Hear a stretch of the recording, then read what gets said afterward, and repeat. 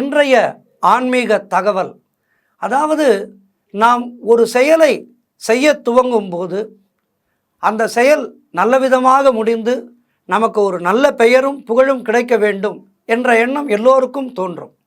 ஆக நாம் ஒரு செயலை செய்ய துவங்கும் போது அந்த நரசிம்மரை பணிந்து, அந்த நரசிம்மரிடம் சொல்லுவார்கள் ஒரு வாசகம், நரசிம்மரிடம் நாளை என்பது இல்லை அப்படி என்று சொல்வார்கள். நரசிம்மர் நினைத்த மாத்திரத்திலே நமக்கு வந்தருள் புரிகின்ற அற்புதமான தெய்வம். கணத்திலே வந்து அந்த பிரகலாதனுக்கு காட்சி கொடுத்தவர். ஆக அப்படிப்பட்ட அற்புதமான கருணை பொழியும் தெய்வமான நரசிம்மரை நாம் ஒரு செயலை செய்ய துவங்கும் போது, ஒரு புதன்கிழமை என்று வைத்து கொள்ளுங்கள். பொன் கிடைத்தாலும் புதன் கிடைக்காது. புதன்கிழமை அன்று காலையிலே நாம் நரசிம்மர் கோவிலுக்கு சென்று நரசிம்மர் ஸ்தோத்திரங்களை பாடி அவருக்கு நெய்விளக்கு ஏற்ற நாம் நினைக்கின்ற காரியம் நல்லபடியாக நடக்கும்.